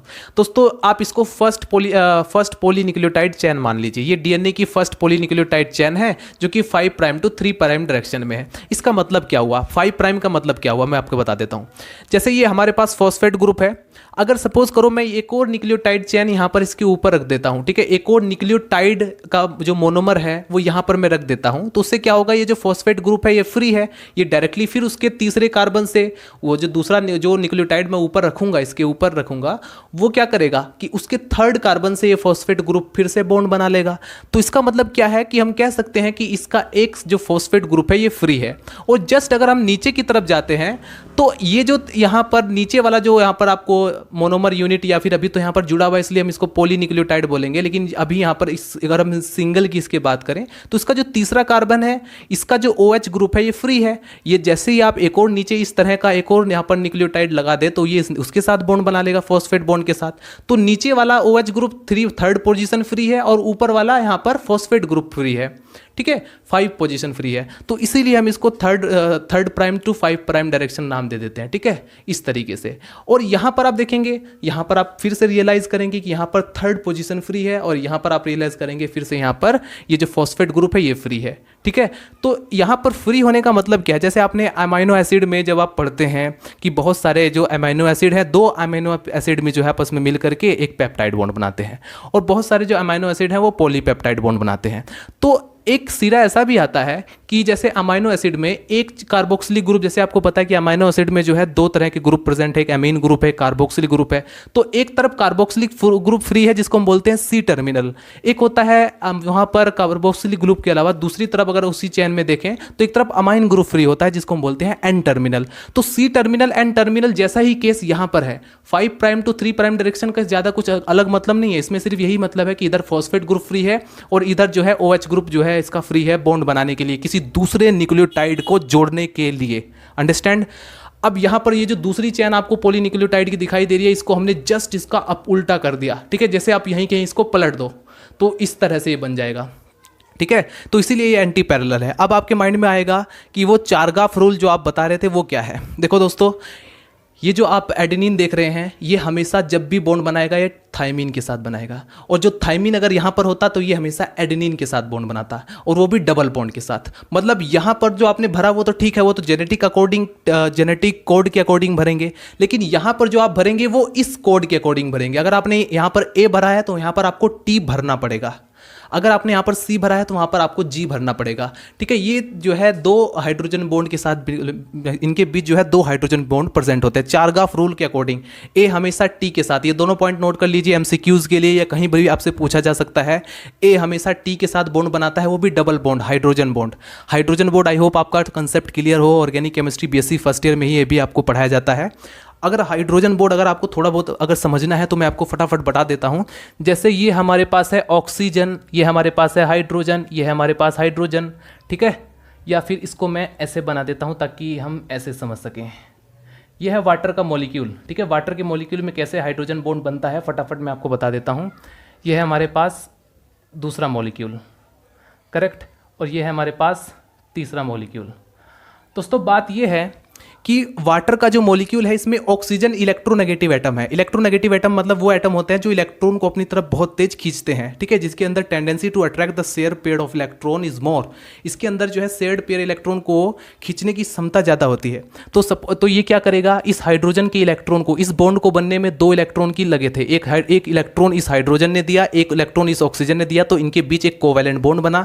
लेकिन ये दोनों बॉन्ड कौन खींचेगा, ऑक्सीजन खींचेगा अपनी तरफ, क्योंकि इसकी इलेक्ट्रोनेगेटिविटी ज़्यादा है। तो इस पर क्या आएगा, पार्सली पॉजिटिव चार्ज। तो यहां पर दोनों हाइड्रोजन के इलेक्ट्रॉन अपनी तरफ खींच लेता है, जिसके कारण इस पर जो है पॉजिटिव जो नेगेटिव चार्ज है वो ज़्यादा हो जाएगा, क्योंकि पार्सली नेगेटिव चार्ज आएगा, क्योंकि जहाँ पर इलेक्ट्रॉन आता है वहाँ पर नेगेटिव चार्ज आता है। जस्ट यहीं पर आप देखेंगे ये भी ऐसा करेगा, तो सब पर इन सभी के सभी ऑक्सीजन पर पार्सली नेगेटिव चार्ज आ जाएंगे, ठीक है। अब ये जो हाइड्रोजन है इन पर पार्सली पॉजिटिव चार्ज आ जाएगा, तो यहाँ पर इस हाइड्रोजन पर भी पार्सली पॉजिटिव चार्ज आ जाएगा। तो ये जो ऑक्सीजन है इसके पास इलेक्ट्रॉन ज़्यादा हो जाते हैं, क्योंकि ये क्या करता है, इलेक्ट्रॉन को खींच रहा है। दूसरी तरफ ये जो हाइड्रोजन है इसका इलेक्ट्रॉन ये ऑक्सीजन खींच रहा है, तो ये जो ऑक्सीजन है इसको हल्का सा इलेक्ट्रॉन शेयर कर देता है इस हाइड्रोजन को, तो जिसके कारण हम इसको डॉटेड लाइन से शेयर करते हैं, ऐसे ऐसे इस हाइड्रोजन बॉन्ड को हम डॉटेड लाइन से शेयर कर देते हैं, तो इनके बीच इस तरीके से बॉन्ड बनता है। तो हाइड्रोजन बॉन्ड आपको पता चलेगा कि इलेक्ट्रोनेगेटिव एटम एक तरफ होता है, दूसरी तरफ हाइड्रोजन होता है, जिनके बीच बॉन्ड बनता है। तो अच्छा, इनके बीच में ऐसा कौन सा इलेक्ट्रोनेगेटिव एटम है, आपको पता है नाइट्रोजन जो है, इनके बीच जो बेस पेयर है उनके बीच आपको पता है कि नाइट्रोजन है, ऑक्सीजन है। तो यहाँ पर जो आप देख रहे हैं एडेनिन और थाइमिन के केस में दो ऐसी डायरेक्शन आती हैं जहां पर एक इलेक्ट्रोनेगेटिव एटम एक और दो जो है हाइड्रोजन एटम आपस में आमने सामने आते हैं, जिसके कारण उनके बीच बॉन्ड बनता है, ठीक है, अगर इनका 3 डायमेंशन स्ट्रक्चर आप देखें तो। दूसरा, साइटोसिन और ग्वानिन, इनके बीच जब आप ध्यान से देखेंगे जब इसका 3 डायमेंशन स्ट्रक्चर, तो 3 ऐसी पोजीशन आएंगी जहां पर इनके बीच हाइड्रोजन बॉन्ड बनने के चांसेस होंगे, जो केसेस होंगे, ठीक है। 3 इलेक्ट्रोनेगेटिव एटम और 3 हाइड्रोजन एटम इन आमने सामने होंगे, जिसके कारण इनके बीच 3 हाइड्रोजन बॉन्ड बनते हैं। जस्ट यहाँ पर ग्वानिन साइटोसिन इसका उल्टा या इसके जैसा, ठीक है, ये तो बिल्कुल सेम ही है, ठीक है। चाहे आप यहाँ पर ए को टी से जोड़ो या टी को ए से जोड़ो, दोनों बराबर ही हैं, 2 ही बॉन्ड के साथ जुड़ेंगे। तो 2 पॉइंट आपने नोट किया कि ए हमेशा टी के साथ डबल बॉन्ड के साथ और जी हमेशा सी के साथ या ट्रिपल बॉन्ड के साथ, सी जी या जी सी कोई फर्क नहीं पड़ेगा। इतना पॉइंट आपने नोट किया। आपने चारगाफ रूल यही है, चारगाफ रूल कोई एक्स्ट्रा नहीं है, यही उसने सिर्फ इतना ही बताया कि जो है ए हमेशा टी के साथ डबल बॉन्ड के साथ जुड़ेगा और सी हमेशा जी के साथ ट्रिपल बॉन्ड के साथ जुड़ेगा। तो अब तक आपने क्या देखा कि ये जो डीएनए है इनके बीच हाइड्रोजन बॉन्ड भी बीच बीच में प्रेजेंट है। तो ये पूरा आपने क्या देखा, पॉलीन्यूक्लियोटाइड की 2 चेन आपने देख लिए एंटी पैरेलल। अब मैं आपको बताता हूं डीएनए की हेलिक्स स्ट्रक्चर। आई होप आपका हाइड्रोजन बॉन्ड का अगर कंसेप्ट ना क्लियर हुआ हो तो आप अभी भी जाकर के केमिस्ट्री जोन पर या कहीं से भी आप यूट्यूब पर सर्च करेंगे हाइड्रोजन बॉन्ड क्या है, बहुत अच्छे से लोगों ने कंसेप्ट क्लियर किए हुए हैं, आप वहाँ पर जाकर देख सकते हैं, करेक्ट। तो आइए अभी यहाँ पर डिस्कस करते हैं डीएनए की हेलिक्स स्ट्रक्चर के बारे में, जो कि वॉटसन और क्रिक ने दिया था, वो ज़्यादा इंपॉर्टेंट है और उसकी कुछ इन्फॉर्मेशन निकालते हैं। पहले आप इसको फटाफट नोट करें। दोस्तों हेडिंग डालेंगे Watson and Crick model of DNA. DNA का जो मॉडल है वो काफ़ी ज़्यादा इंपॉर्टेंट है और मोर एक्सेप्टेबल मॉडल है। इसको हम बहुत अच्छी तरह से स्टडी करेंगे, क्योंकि एग्जाम पेपर में जो क्वेश्चन पूछे जाते हैं वो लगभग 90% यहीं से पूछे जाते हैं। ये जो आप स्ट्रक्चर देख रहे हैं डीएनए के में, पॉलीन्यूक्लियोटाइड चेन किस तरह से अरेंज है, स्पायरली है, हेलिक्स स्ट्रक्चर है, और इसमें आपको ये भी देखना है कि इसमें कितने बेस पेयर किस तरह से अरेंज है, कितने लेंथ पर, कितने एंगल पर, ठीक है, टोटल डिस्टेंस क्या है, इनकी स्ट्रक्चर कंप्लीट क्या है और इसकी एक्सप्लेनेशन। यहाँ पर जो वाटसन और क्रिक ने इसके बारे में काफ़ी सारे एक्सप्लेनेशन दी कि कैसे बेस पेयर आपस में जुड़े रहते हैं, कौन कौन से बॉन्ड्स के थ्रू जुड़े रहते हैं और कितने बेस पेयर के बीच कितना डिस्टेंस होता है, एक टर्न कितना होता है, इसमें कितने ग्रुप्स होते हैं, और इसकी जो एक्चुअल स्ट्रक्चर उसको भी समझाया। जैसे हम डीएनए की स्ट्रक्चर को कुछ इस तरह से बना लेते हैं, ये इस तरह से करके और ये इस तरह से बनाते हैं, तो ये गलत वे है डीएनए को बनाने का। आप ध्यान से देखेंगे ये कुछ इस तरह से स्पायरली अरेंज रहता है, इस तरह से, ठीक है। और यहाँ पर दोनों एंटी पैरेलल प्रेजेंट है। एक पॉलीन्यूक्लियोटाइड चेन आपको दिखाई देगा 5 प्राइम टू 3 प्राइम डायरेक्शन में, एक 3 प्राइम टू 5 प्राइम डायरेक्शन में दिखाई देगा, ठीक है। इनके बीच आप देखेंगे डिस्टेंस 20 एंगस्ट्रॉम का है। दो बेस, अब यहाँ पर जैसे फॉर एग्जांपल आप यहाँ पर देखेंगे ये थोड़ा सा जो ग्रूव अंदर की तरफ, ये हल्का सा एक ग्रूव अंदर गया है, इसको हम बोलेंगे माइनर ग्रूव। एक ग्रूव बहुत ही अंदर की तरफ जा रहा है, ठीक है, इससे ज्यादा अंदर आप देखेंगे पूरा एक ग्रूव निकल कर आया है, इसको हम बोलेंगे मेजर ग्रूव। और फिर उसके बाद आप देखेंगे माइनर ग्रूव।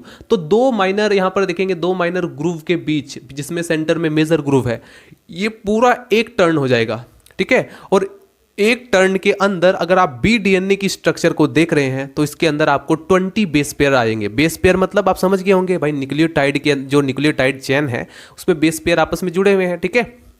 न्यूक्लियोटाइड में ये न्यूक्लियोटाइड, ये न्यूक्लियोटाइड, ये न्यूक्लियोटाइड, ये न्यूक्लियोटाइड आपस में, जैसे कि मैंने स्ट्रक्चर ऑलरेडी बताया हुआ है। तो इस तरह से एक टर्न के अंदर टोटल 10 बेस पेयर है। अगर हम बात कर रहे हैं बी डीएनए की स्ट्रक्चर को, क्योंकि डीएनए जो है वो 5 टाइप के होते हैं, B DNA, A DNA, C DNA, D DNA और जेड डीएनए। लेकिन हम बेसिकली किसकी स्टडी करते हैं, बी डीएनए की, और बी डीएनए ज़्यादा इंपॉर्टेंट है, ठीक है।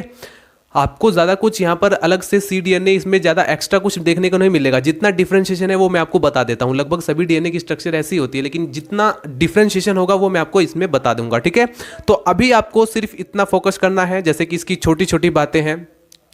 नंबर फर्स्ट आप देखेंगे ये जो इसके एक टर्न की जो पूरी लेंथ है आप देखेंगे 34 एंगस्ट्रॉम है, और दो बेस पेयर के बीच जो जो डिस्टेंस निकल कर आता है वो 3.4 एंगस्ट्रॉम में है, ठीक है। एक टर्न में 10 बेस पेयर, और एक टर्न की कंप्लीट जो एंगल आपको दिखाई देगा, जो एंगल बनता है वो 360 डिग्री का एंगल बनता है। तो इसके अकॉर्डिंग अगर आप यहाँ पर 10 बेस पेयर में से एक बेस पेयर के बीच, ठीक है, दो बेस पेयर के बीच एंगल निकालना चाहते हैं तो वो 36 डिग्री का एंगल निकल कर आएगा। तो इसमें और भी मैंने आपको क्या क्या बातें बताई कि ये जो पॉलीन्यूक्लियोटाइड चेन है इसमें दो बेस पेयर के बीच एक फॉस्फोडाइएस्टर बॉन्ड बना होता है, जिसको हम बोलते हैं backbone of DNA. Phosphodiester bond यहाँ पर देख सकते हैं, हर एक बेस पेयर में जो है यहाँ पर आप देखेंगे पॉलीन्यूक्लियोटाइड चेन में फॉस्फोडाइएस्टर बॉन्ड बना होता है, और कैसे बनता है ये मैं ऑलरेडी बता ही चुका हूँ, ठीक है। आगे आप देखेंगे और भी इसमें कौन कौन से बॉन्ड प्रेजेंट है, ग्लाइकोसाइडिक बॉन्ड, फॉस्फोडाइएस्टर बॉन्ड, और इसमें बीच बीच में हाइड्रोजन बॉन्ड भी प्रेजेंट है। और हाइड्रोजन बॉन्ड कैसे बना ये भी मैं आपको बता ही चुका हूँ।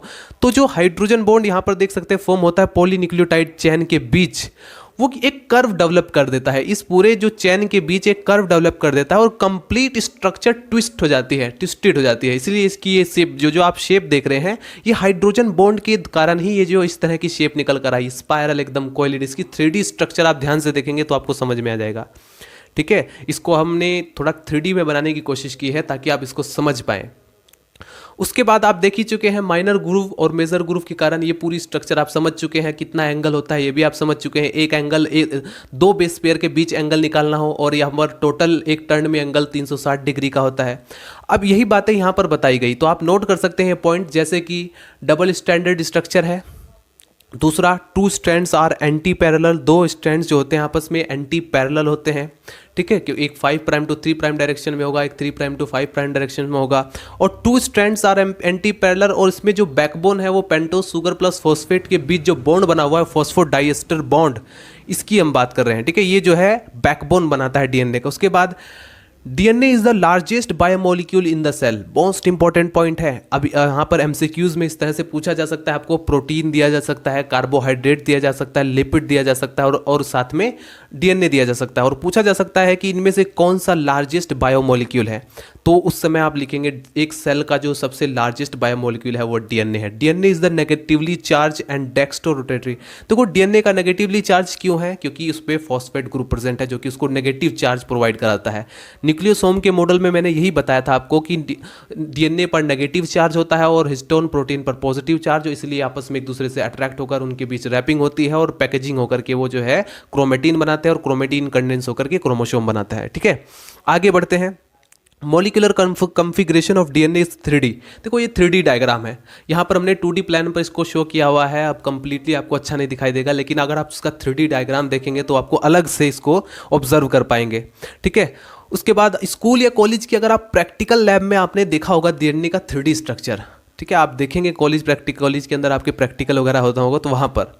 उसके बाद अलग आप देखेंगे DNA has 2 polynucleotide chain, simple सी बात है, डीएनए में 2 पॉलीन्यूक्लियोटाइड चेन है जो कि एंटी पैरेलल है। उसके बाद the 2 chain of DNA have anti parallel polarity 1 to 5 to 3 in one, and जो दूसरा है वो 3 to 5 इन अदर।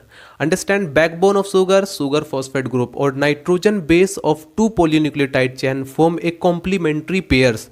ये मैं चारगाफ रूल के अकॉर्डिंग मैं आपको बता ही चुका हूँ कि जो ए है मतलब एडेनिन है उसके अपोजिट क्या होगा, थायमिन होगा, जो कि डबल बॉन्ड से जुड़ा रहेगा।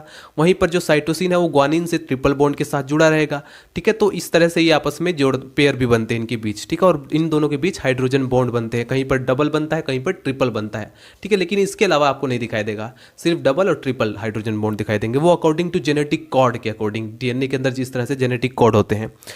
टाइप्स ऑफ डीएनए, ये तो आपने देख लिया थोड़ा स्ट्रक्चर से रिलेटेड आपके क्वेश्चंस जो एग्जाम पेपर में आपसे पूछे जा सकते हैं वो इसमें से आपको पूछे जाएंगे, इंपॉर्टेंट, ठीक है।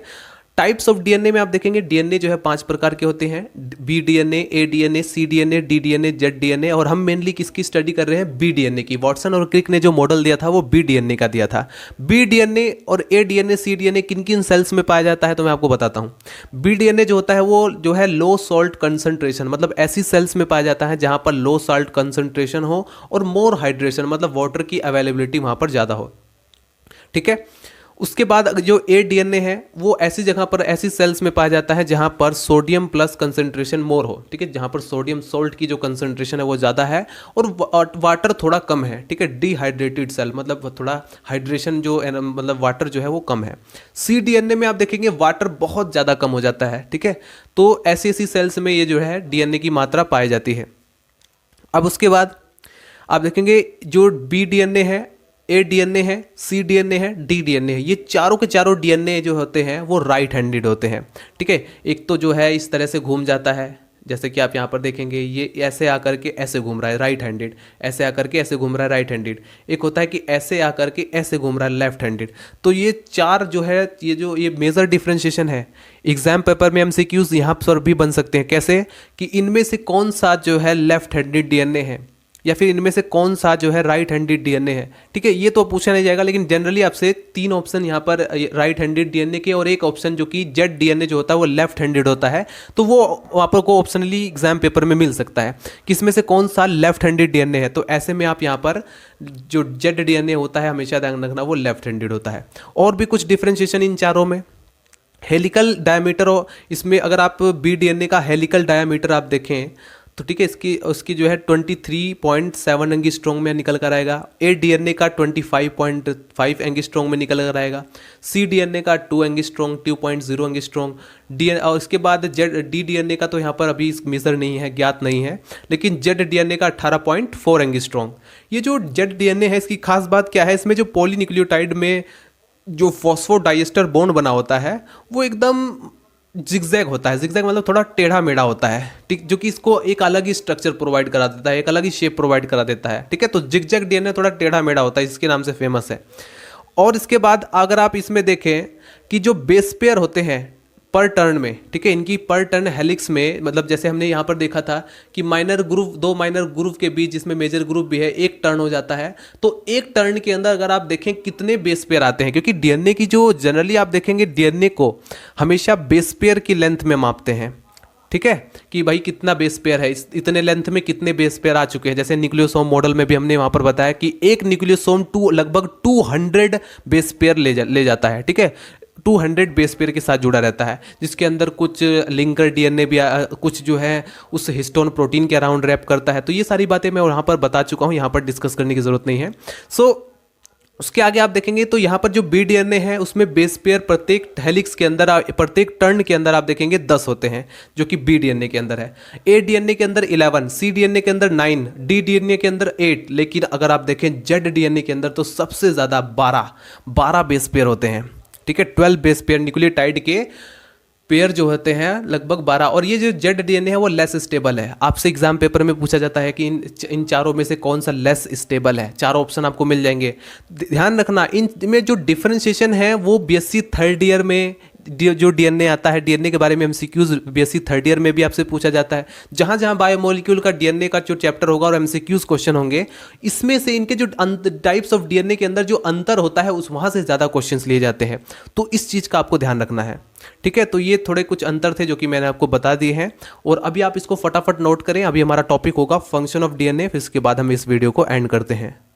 इस वीडियो का लास्ट पॉइंट और one of the most important point, function of DNA. DNA का फंक्शन क्या है? किसी भी चीज़ का फंक्शन मोस्ट इंपॉर्टेंट रहता है, चाहे वो सेल ऑर्गन हो या सेल हो या बायोमोलिक्यूल हो या डीएनए हो, कोई भी हो, ठीक है। तो उसके फंक्शन के बारे में हम जान लेते हैं। नंबर फर्स्ट है जेनेटिक इन्फॉर्मेशन। ये वीडियो का लास्ट क्लिप है और इसमें बहुत ही ध्यान से आप इस पॉइंट को नोट कीजिए। जैसे कि डीएनए जो होता है वो उसके अंदर जेनेटिक इन्फॉर्मेशन होता है। जैसे फॉर एग्जाम्पल आपके पेरेंट्स का जो जेनेटिक इन्फॉर्मेशन है वो आपकी बॉडी के अंदर है, और आगे जाकर के जनरेशन टू जनरेशन जो है जेनेटिक इन्फॉर्मेशन पास होता रहता है। मोस्ट इंपॉर्टेंट पॉइंट है। और दूसरा ये कि जरूरी नहीं है कि बिल्कुल ही आप अपने एग्जैक्ट फादर के जैसे हैं या मदर के जैसे हैं, थोड़ा बहुत वेरिएशन जरूर आता है, लेकिन जेनेटिक इन्फॉर्मेशन जो होता है आपके जो जनरेशन टू जनरेशन जो है आगे जाकर पास होती रहती है, ठीक है। तो ये इंपॉर्टेंट पॉइंट है और वो डीएनए के फॉर्म में होता है, डीएनए के अंदर जो सीक्वेंस होता है। उसके बाद रिप्लिकेशन दोस्तों, अगर जो डीएनए है अगर वो रिप्लिकेशन ना करे तो अपनी जैसी एग्जैक्ट कॉपी नहीं बना पाएगा, ठीक है, अपने जैसी कॉपी नहीं बना पाएगा। तो आप सपोज कर सकते हैं कि डीएनए जो है कितना इंपॉर्टेंट है आगे, चाहे वो जेनेटिक इन्फॉर्मेशन या हेरिडिटी करेक्टर या वेरिएशंस के लिए, किसी भी मतलब चेंज लाने के लिए डीएनए मोस्ट इंपॉर्टेंट है। अगर डीएनए रिप्लिकेशन ना करे तो फिर तो सारा काम ही ठप हो जाएगा। तो आप समझ सकते हैं कि डीएनए का रिप्लिकेशन होना कितना ज़रूरी है। So the transfer of genetic material, जो जेनेटिक मटेरियल का ट्रांसफर होता है one generation to next generation, वो रिप्लिकेशन होने के बाद ही तो होगा, ठीक है। तो इस तरीके से रिप्लिकेशन मोस्ट इंपॉर्टेंट पॉइंट है। तीसरा पॉइंट है क्रोमोसोम्स। अब जैसे हमारी बॉडी के अंदर क्या है, हमारी जो ह्यूमन बॉडी है उसमें 46 क्रोमोसोम है। अगर इनको मैं पेयर में बताऊं तो 23 पेयर क्रोमोसोम है। तो ये जो क्रोमोसोम है, ठीक है, ये किस चीज़ के बने होते हैं, पैकेट्स। ये जो है डीएनए के पैकेट्स होते हैं। अब बहुत ही बेसिकली कहूँ को डीएनए को कंडेंस होकर के, डीएनए की लेंथ अगर आप देखें तो एक बार फिर से कहना चाहूँगा कि हमारा जो पूरा सोलर सिस्टम है उसको 2 बार लपेटा जा सकता है, इतना ज़्यादा क्रोमोसोम है और इतनी हाईली पैकेजिंग हमारे सेल के अंदर, न्यूक्लियस के अंदर ये जो डीएनए का जो होता है वो एक क्रोमोसोम्स के अंदर होता है। तो आप समझ सकते हैं कि क्रोमोसोम कितना कंडेंस और कितना कॉम्प्लेक्स स्ट्रक्चर है, ठीक है। तो इस तरीके से distribution of DNA during cell division, जब सेल डिवाइड होती है तो उस समय डीएनए जो है वो मल्टी रिप्लिकेट करके जैसे अपनी जैसी एक नई कॉपी बनाता है, तो वो दूसरे वाले सेल के अंदर भी जो नया डॉटर सेल बना उसके अंदर भी वो डीएनए चला जाता है। तो इस तरीके से क्रोमोसोम जो रहता है वो डीएनए का ही एक पार्ट है। चौथा पार्ट है रिकॉम्बिनेशन। दोस्तों रिकॉम्बिनेशन मतलब क्या, जैसे फॉर एग्जांपल ड्यूरिंग म्योसिस या क्रॉसिंग ओवर, अगर सपोज करो किसी सेल में म्योसिस हो रहा है या क्रॉसिंग ओवर हो रहा है तो उसमें जो नया जीन, डीएनए का नया gene, new combination of gene, DNA के नए जीन का जो कॉम्बिनेशन होता है इसको बोला जाता है रिकॉम्बिनेशन। इससे क्या होगा, इससे थोड़ा वेरिएशन आते हैं, ठीक है, चेंजेस आते हैं। हमेशा ध्यान रखना, आपने देखा होगा, आपने ये चीज़ ऑब्जर्व की होगी कि आप जो है आने वाली जितनी भी नेक्स्ट जनरेशन है वो ब्यूटीफुल होती जा रही है, सुंदर होती जा रही है, ठीक है। अब यहाँ पर इस चीज़ को ऑब्जर्व करना, मेंटली काफ़ी मजबूत होती जा रही है। अगर आप ऐसा सोच रहे हैं कि आने वाली जनरेशन, जैसे आप आज की जनरेशन की सोच रखते हैं, किसी कोई भी आपके आसपास पड़ोसी या कोई भी हो, आज की जो जनरेशन में जो बातें बोली जाती हैं कि अरे आप आने वाली पीढ़ी इतनी बहुत ही बेकार होगी या ज़्यादा साल तक नहीं जी पाएगी या मतलब सर्वाइव नहीं कर पाएगी, तो ये गलत है। आने वाली जनरेशन हमेशा पिछली जनरेशन से बेस्ट होगी। अगर आप अपने आप ना बिगड़ें तो आप अपने फादर से बेस्ट होंगे, अपनी मदर से बेस्ट होंगे, आपकी आने वाली जनरेशन उससे भी बेस्ट होगी, क्योंकि नेचर का रूल ही है कि बेस्ट को सिलेक्शन देना और आगे पहुंचाना ताकि वो और ज़्यादा बेस्ट हो सके। तो ये साइंस की दुनिया है, इसमें आप फोकस करें, ठीक है, इस पॉइंट को नोट करें। आसपास की दुनिया को भूल जाओ, क्योंकि साइंस की दुनिया को फॉलो करो, जो भी साइंस बोलता है उसको फॉलो करो, ठीक है। आप बोलने वाले अपने काफ़ी सारे बोलते रहेंगे कि ऐसे ऐसे, फॉर एग्जाम्पल आपसे बोलते रहेंगे नहीं ये हो रहा है, ये ऐसे होता है, आने वाली जनरेशन बेकार हो जाएगी, ये हो जाएगा। नहीं, नेचर का रूल है, वो सेलेक्ट कर रही है तो नेचर की मानो, ठीक है। आगे बढ़ते हैं। म्यूटेशन। दोस्तों म्यूटेशन जो होता है, जैसे फॉर एग्जांपल आपके किसी भी डीएनए में जो डुप्लीकेशन होता है, आपने पढ़ा होगा क्रोमोसोमल एब्रेशन, या जेनेटिक के अंदर आप पढ़ेंगे क्रोमोसोमल एब्रेशन। उसके अंदर क्या होता है, जैसे फॉर एग्जांपल डिलेशन हो गया, डुप्लीकेशन हो गया, तो इससे क्या होगा, डीएनए के सीक्वेंस में चेंज हो जाता है, ठीक है। Change in the sequence of nitrogen base due to the addition deletion give the rise to mutation, जो है उसी की वजह से म्यूटेशन आता है। म्यूटेशन गलत भी हो सकता है, सही भी हो सकता है, जरूरी नहीं है कि म्यूटेशन की वजह से हमारी बॉडी में कोई डिफेक्ट होगा, सही भी हो सकता है वो हमारे लिए, ठीक है। तो आगे बढ़ते हैं। ट्रांसक्रिप्शन। दोस्तों डीएनए से आरएनए का जो निर्माण होता है वो ट्रांसक्रिप्शन के द्वारा होता है। जैसे फॉर एग्जांपल अगर किसी भी हमारी जो सेल है या साइटोप्लाज्म है उसको प्रोटीन की ज़रूरत है, उसको जो है प्रोटीन की एकदम सख्त ज़रूरत है, तो उस समय क्या करेगा वो जो है तुरंत सिग्नल देगा। सेल सिग्नलिंग का चैप्टर एक नेट के एग्जाम में आता है, काफ़ी इंपॉर्टेंट है, अगर आप उसको पढ़ लें तो बहुत कुछ समझ जाएंगे। तो देखो जो ट्रांसक्रिप्शन का प्रोसेस है, इसमें जो है डीएनए को सिग्नल मिलता है, डीएनए जो है आरएनए का फॉर्मेशन करता है, मैसेंजर आरएनए का फॉर्मेशन करता है, और मैसेंजर आरएनए राइबोसोम की दोनों सब यूनिट्स के साथ मिलकर के प्रोटीन का संश्लेषण करता है, प्रोटीन का निर्माण करता है। तो इस तरीके से प्रोटीन का निर्माण करता है, और प्रोटीन जो है हमारी बॉडी के लिए जो भी सेल मेटाबॉलिज्म से उसका जो यूज़ होगा वो ले लेगा, ठीक है। तो इस तरीके से हमारा जो मेन पॉइंट क्या था ट्रांसक्रिप्शन में, डीएनए से आरएनए बनता है, और आरएनए के कई सारे यूजेस हैं, आपको पता है आरएनए कई प्रकार के होते हैं जिसको हम आगे डिस्कस करेंगे। उसके बाद आता है number 7 point, cellular metabolism. Cellular metabolism it control, हमारी जो सेल के अंदर जितनी भी सेलुलर एक्टिविटीज़ हैं, जितना भी मेटाबॉलिज्म है, रिएक्शंस है, वो सब कौन कंट्रोल करता है? हमने पढ़ा था कि जो न्यूक्लियस होता है वो मास्टरमाइंड कहलाता है, मतलब वो ब्रेन कहलाता है सेल का। क्यों कहलाता है? क्योंकि उसी के अंदर तो डीएनए प्रेजेंट है, जेनेटिक मटेरियल जो है उसी के अंदर प्रेजेंट है। तो मेन रीजन है डीएनए। तो डीएनए ही कंट्रोल कर रहा है पूरा मेटाबॉलिक रिएक्शंस को, ठीक है। उसकी सेल के अंदर जितनी भी एक्टिविटीज हो रही है वो सब कौन कंट्रोल कर रहा है? डीएनए कंट्रोल कर रहा है। आगे बढ़ते हैं, डीएनए फिंगरप्रिंटिंग। दोस्तों जैसे कि आपने पढ़ा होगा कि आज के डेट में, पहले ये होता था कि लोग अलग अलग तरह की धारणाएं रखते थे, ठीक है। अब मतलब एक स्त्री को पवित्र होने के लिए अलग अलग तरह के परीक्षाएं देनी पड़ती थी, ये करना पड़ता था। लेकिन आज के डेट में डीएनए की जो टेक्निक है उसके थ्रू हम कुछ भी पता लगा सकते हैं। अपराधी को हम एकदम पता लगा सकते हैं। आपके एक छोटे से बाल से भी पता लगा सकते हैं कि आप, मतलब कि एक चोर की फिंगर प्रिंटिंग, हाथ से अगर फिंगर प्रिंटिंग हो गया, या फिर किसी तरीके से सपोज करो बाल का, नाखून का, हर तरह से पता लगाया जा सकता है। तो डीएनए आज के डेट में, अगर डीएनए का जो सिस्टम है, फिंगर प्रिंटिंग का सिस्टम है, इससे किसी भी चोर को, अपराधी को आसानी से पकड़ा जा सकता है, ठीक है। क्योंकि हर एक ऑर्गेनिज्म के अंदर, हर एक इंडिविजुअल के अंदर जो hyper variable micro satellites of DNA sequence जो होता है वो बिल्कुल डिस्टिंक्ट होता है, अलग अलग होता है, जिसके थ्रू हम इजिली पहचान सकते हैं। आगे बढ़ते हैं, डिफरेंशिएशन। दोस्तों one of the most important point, one of the most important function of DNA, differentiation. Due to the differentiation functioning of some specific region of DNA और genes, different part of the organism get different shape, size and function. हमारे body में जैसे हमारे जो body के जितने different parts हैं, different, तो उनके लिए डिफरेंट जीन एक्टिवेट रहते हैं। जैसे फॉर एग्जाम्पल अगर मैं आपको बताऊं कि हमारी लीवर के अंदर भी सेल्स प्रेजेंट है, हमारी किडनी के अंदर भी सेल्स प्रेजेंट है, हमारी पैंक्रियाज के अंदर अलग सेल्स प्रेजेंट है, ठीक है। उसके ऐसा नहीं है, हमारी प्रत्येक जितनी भी सेल है, हमारी जो बॉडी के अंदर जितने भी बिलियन सेल है, सबके अंदर डीएनए प्रेजेंट है। Each cell of our body contain specific DNA, मतलब कि पूरा डीएनए, सभी के अंदर सेम डीएनए प्रेजेंट है। इतनी बात क्लियर हुई ना। अब सपोज करो कि जो डीएनए अब हमारे एक सेल के अंदर, जैसे हमारी सिलिवरी ग्लैंड्स है, तो उसका काम क्या है? टाइलिन एंजाइम का सेक्रेशन करना। लेकिन अगर वही टाइलिन एंजाइम हमारे बॉडी, वही सेल हमारे हाथों में भी है, तो अगर हमारे हाथों में अगर उस डीएनए के जीन एक्टिवेट होकर के सिलिवरी ग्लैंड सेक्रेशन करना स्टार्ट कर दे, या फिर आप कहें कि टाइलिन एंजाइम जो को सेक्रेट करना स्टार्ट कर दे, तो क्या वो चलेगा? नहीं चलेगा ना।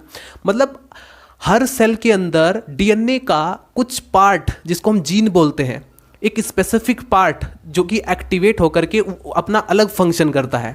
समझ में आया? हमारी बॉडी के अंदर जो मैंने आपको क्या कहा, इस चीज़ को थोड़ा गहराई से सोचो कि हमारी बॉडी के अंदर, हमारी बॉडी के अंदर जितने भी सेल्स हैं उनके अंदर डीएनए प्रेजेंट है, सभी के अंदर डीएनए प्रेजेंट है। तो डीएनए जब सबके अंदर प्रेजेंट है तो सबके अंदर अलग अलग सेम फंक्शन होना चाहिए। अलग अलग फंक्शन क्यों है? हमारी जो अलग अलग ग्लैंड्स हैं अलग अलग वर्क करती हैं, क्योंकि अलग अलग वर्किंग के लिए अलग अलग जीन एक्टिवेट रहते हैं। हाँ, तो ज़्यादा यहाँ पर हमने यहाँ तक डिस्कस कर लिया है। तो अब क्या बचा है? फंक्शन हमने कंप्लीट कर लिया है। सो गाइज, उम्मीद करता हूँ ये वीडियो आपको पसंद आया हो। अगर आपको पसंद आया तो प्लीज़ लाइक करें और चैनल को सब्सक्राइब कर दें अगर नेक्स्ट वीडियो और भी चाहिए, replication of DNA etcetera etcetera. मिलते हैं नेक्स्ट वीडियो में। Bye bye, Tata.